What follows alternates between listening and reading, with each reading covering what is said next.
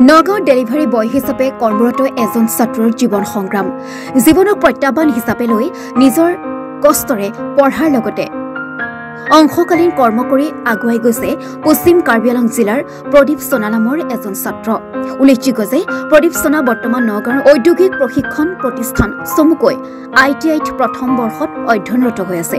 কিন্তু দুখৰ বিষয় যে ঘৰৰ কিছু আৰ্থিক টনকিয়ালৰ বাবে নগাঁৱৰ ডিমৰুগুৰিত ভাড়াঘৰত থাকি নিজৰ পঢ়াৰ খৰচৰ লগতে ঘৰ ভাড়া মাচুল দিবৰ কাৰণে অংশকালীন কৰ্ম হিচাপে চাইকেলেৰে ফ্লিপকাৰ্টত ডেলিভাৰী বয় হিচাপে কৰ্মৰত হৈ আছে ছাত্ৰগৰাকী।